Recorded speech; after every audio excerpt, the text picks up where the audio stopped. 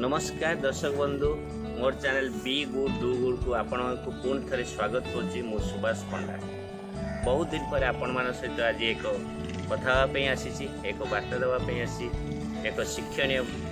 जिनिस आपको शिखा आसी जोटा कि आपण नित्यदिन जीवन में निश्चित ना निश्चित किसी कम लगे। आपणकर रिक्वेस्ट अनुरोध बहु मात्रा आसला दीर्घ दिन व्यवधान कहीं रहा कहीं आपंकर किसी भिड आसुनी तो आपण मान कहीं भल पाइबा निश्चित आमको उत्साहित करुच्ची आगामी दिन में आउ किसी भल भिड आपण आने सो समय नष्ट करी चलो जा आज भिडियो रे कौन अच्छी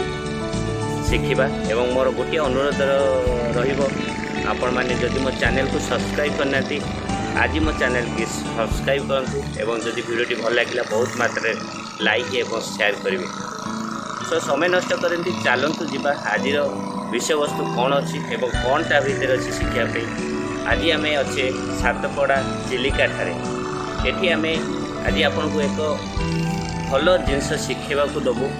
जोटा कि आपण नित्यदिन जीवन में निश्चित ना निश्चित किसी साहाय्य लगे। तो आज जो विषय वस्तु हूँ आम निष्पत्ति नवा केमी how we take a decision प्रतिदिन प्रति मुहूर्त प्रति मास प्रति वर्ष आम किसी ना किसी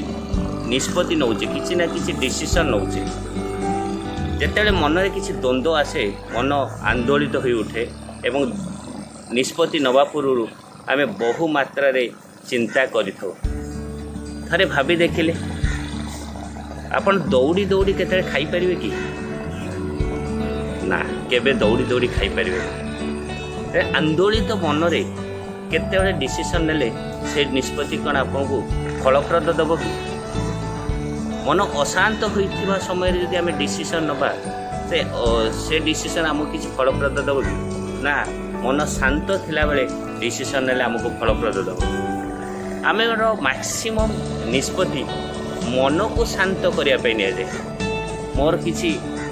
मान अभिमान अच्छी से मो डिसीजन नहीं मो ये जिनस करार अच्छी कहुए मन को शांत करने डिसीजन नि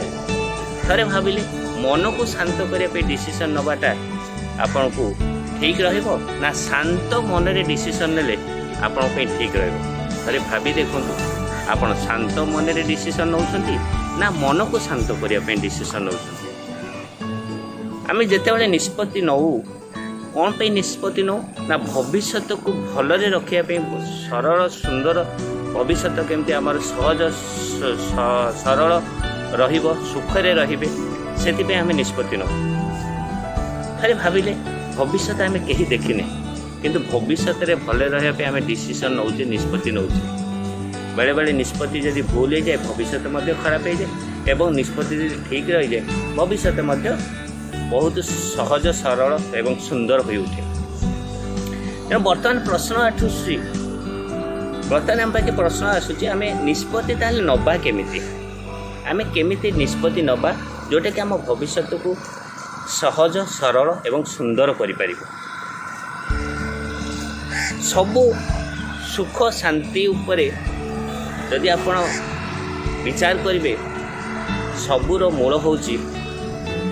पुण्य। तेणु आपण निष्पत्ति नवा बेले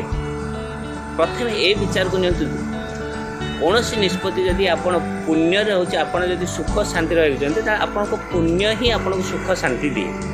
तेणु आपण निष्पत्ति जदि पुण्य मार्ग रे जाउची ताले निश्चित आपण से निष्पत्ति आपण को फलप्रद दब। जदि आपण से निष्पत्ति पुण्य मार्ग न जाई कि आपणकर स्वार्थ मार्ग रे जाउची आपण तादेह किसी स्वार्थ अच्छी ताले से निष्पत्ति आपण फलप्रद दे न पारे। तेणु पुण्य मार्ग रे जदि आम निष्पत्ति नौचे निश्चित निश्चित किसी फलप्रद दब। बर्तमान आप भावुवे एक्चुअली पुण्य मार्गर निष्पत्ति कौन स्वार्थ मार्गर निष्पत्ति कौन केमिति आम जानिबा कोटा पुण्य मार्गर निष्पत्ति कोटा स्वार्थ मार्गर निष्पत्ति। मुझे गोटे दुईटा एग्जांपल देके बुझा चेष्टा करुँची सो दैट आप बुझीपारे एक्चुअली पुण्य मार्ग निष्पत्ति केमिति नहीं पारिबा किंबा स्वार्थ मार्ग निष्पत्ति क्या कहवा। आपको छोट एग्जांपल दूसरी धर जड़े वकिलाती करुवा व्यक्ति जदि निष्पत्ति नौची जे मु केस हारिबा पे भी पैसा नेबी तार महकिल ठार से पैसा नौ किंतु अपरपक्ष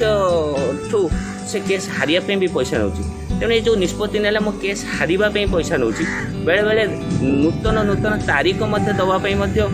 अधिका पैसा महकिल ठू आने आम डेट चेंज करूँ तेणु ये निष्पत्ति जो आम नौ पैसा आने यहाँ आमर गोटे स्वार्थनिष्ठ निष्पत्ति है आमर किसी व्यक्तिगत स्वार्थ रहा से आम ये निष्पत्ति नौ तेणु ये निष्पत्ति आप केते भी आपको फलप्रद दे न पारे आउ दु तीन टा एग्जांपल देवी सो दैट आपन क्लीयर हो पारे फॉर एग्जांपल जदि गोटे शिक्षक तार जो शिक्षागत करुच्ची स्कूल रे पाठ पढ़ाऊँगी से स्कूल रे केते शिक्षा दौची से छात्र को मनीष करने किंबा से तार कोचिंग सेंटर रे पिला को मनीष करने तार सबू शक्ति सामर्थ्य लगुच कोचिंग सेंटर पिला को डेभलप करने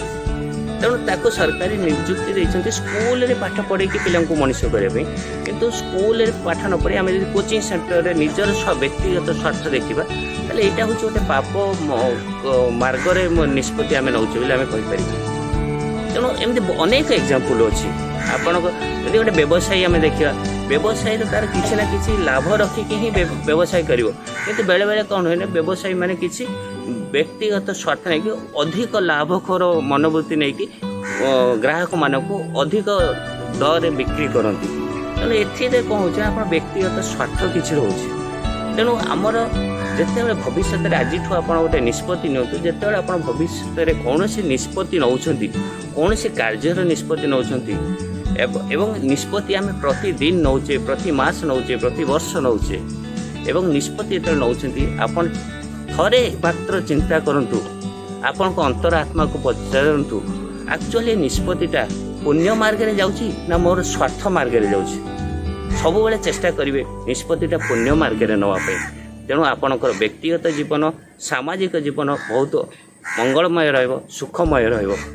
जदि मोर बार्ताटी आपको भल लगी आपण मैंने अधिक मात्रा लाइक शेयर करेंगे एवं जदि मो चैनल को सब्सक्राइब करना आज अनुरोध करी समस्ते मो चैनल को सब्सक्राइब करूँ आगामी दिन में आम आपण आहुरी किसी भल शिक्षण जिनस आणबू जोटा कि आपणकर जीवन शैली की परिवर्तन करने निश्चित ना निश्चित सहायक हे आज एति रोची जय जगन्नाथ।